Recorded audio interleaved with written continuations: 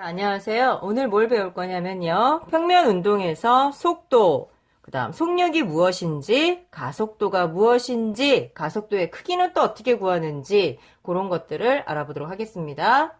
자, 시작하겠습니다. 평면 벡터의 평면 운동에서 속도와 가속도 차차십니다. 자, 선생님은 잠깐만 한번 예를 들어 볼게요. 우리의 표현 방법인데요.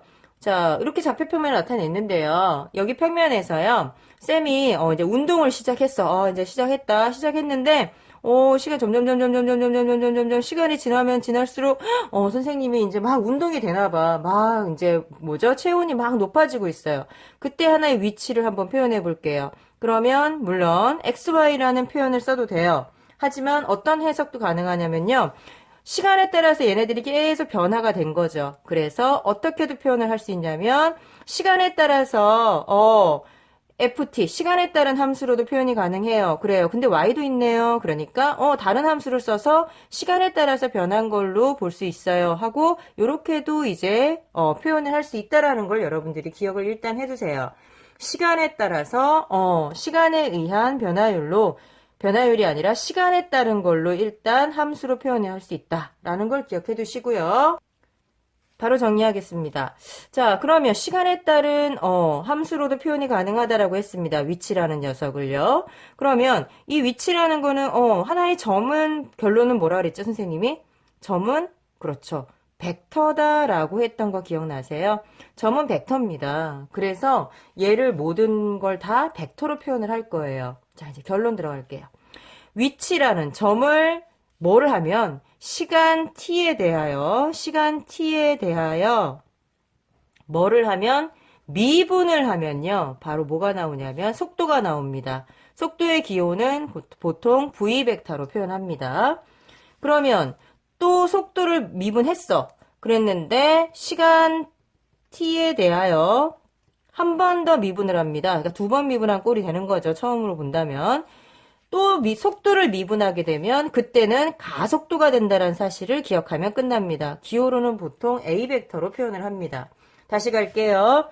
자, 위치를 미분하면 뭐가 된다? 속도. 속도를 미분하면 뭐가 된다? 가속도. 그러면 위치만 주어지고 가속도 구해봐. 그럼 몇 번 미분하면 돼? 그렇지. 한 번, 두 번 미분하면 가속도가 된다는 거야. 이해됐어요? 다시 물어봅니다. 자, 점이 주어졌어요. 속도 구해봐. 그럼 몇 번 미분? 한 번 미분. 됐어요? 가속도 구해봐. 두 번 미분. 쌤 말 이해됐죠? 자, 그러면 기호로 한번 표현을 해볼게요. 아까 선생님이요. 그런 얘기 했죠. x를 f, 시간에 따른 함수와 y를 시간에 따른 함수로도 표현이 가능하다라고 했습니다. 따라서 이 녀석은 ft, gt라고 표현을 해도 된다고 했어요. 맞죠? 자, 이 상태에서 어떻게 하라고요? 그렇죠. 미분을 합니다. 시간에 따른 미분이죠. 그러면 속도 자, 됐죠? 속도 v벡터는 어떻게 됩니까? 잘 보세요. 기호 표현을 그냥 봐두시면 돼요. 뭐로? 그렇죠. t에 대해서. y도 t에 대해서. 그러면 한 번 미분한 꼴이 돼요. 자, 한 번 미분한 꼴이 됩니다. 그러면 얘의 v벡터의 좌표는 뭐가 될까요? 그렇죠. 한 번 미분하고 한 번 미분한 시간의 함수를 한 번 미분한 꼴이 됩니다. 라고 여러분들이 결론을 내릴 수 있다라는 거야. 여기까지 이해됐어요? 그러면 두 번째 한 번 더 미분을 해요. 그러면 그때는 우리 기호로는 가속도 A라고 한다 그랬죠? 자, 얘는요. 한 번 더. 그러니까 결론은 처음에 x를 몇 번? 그렇지. 뭐에 대해서? t에 대해서 두 번 미분한 거야. 그렇게 받아들이시면 되고요. 기호 표현은 두 번 미분했다라는 걸 이렇게 표현한다라는 것도 참고로 알아두시면 됩니다. 얘는 두 번 미분한 요런 꼴이 되고요. 그 다음에 요런 기호 나오면 당황하지 말고 두 번 미분했다는 뜻이구나. 그렇게 받아들이시면 된다고요.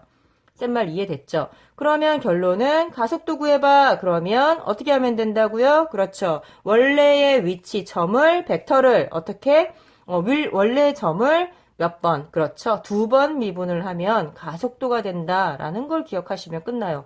엄청 간단해요. 속도 구해봐. 그러면 한 번 미분. 가속도 구해봐. 두 번 미분하시면 돼요. 여기에서 이제 추가적인 거 하나를 더 물어보네요. 바로 뭐냐면 속도의 크기를 묻습니다. 근데 속도의 크기 친절하게 이렇게 길게 안 해요. 짧은 단어로 써요. 두 글자. 뭡니까? 그렇죠. 바로 속력이라고 씁니다. 아셨어요? 속력은 속도의 크기를 말한다. 기억해 두세요. 아셨어요? 다시 속력은 속도의 크기다. 자, 속도의 크기라는 거는요. 잠시 여러분들한테 말씀을 드리자면 자, 화면 올라갈게요.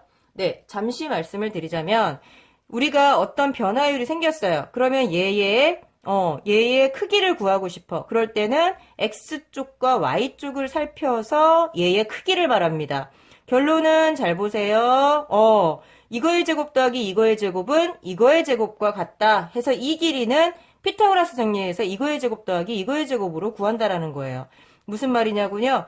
x하고 y잖아요. 그러니까 속도의 크기는 루트 x제곱 이해되십니까? 플러스 바로 y제곱의 의미를 갖는 이렇게 속도의 크기를 구한다. 속력은 바로 요 점의 좌표가 나오면 그거를 x제곱 플러스 y제곱의 좌표로 답을 구하시면 된다라는 겁니다. 이해되셨어요? 자, 그러면 가속도의 크기도 또 물어봐요. 뭘 물어본다고요? 가속도의 크기. 그러면 가속도의 크기는 똑같아요. 2번 미분을 했어요. 그러면 그 2번 미분한 녀석의 크기는 바로 그렇죠.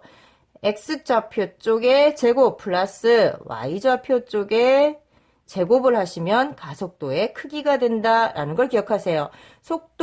속도의 크기가 속력이라 했으니까 이렇게 절대값을 붙여야 되겠네요. 그러면 어떻게 표현하면 됩니까? 그렇죠. 이렇게 표현을 하면 절대값 표현하면 크기를 묻는구나. 그러면 가속도도 역시 절대값을 붙이면 크기를 묻는구나 라고 정리를 할 수 있다라는 거예요. 자, 이제 마지막 마무리 정리할게요. 끝났어요, 내용은. 자, 어떻게 하라고요? 위치를 미분하면 뭐다? 속도. 한 번 미분하면 속도.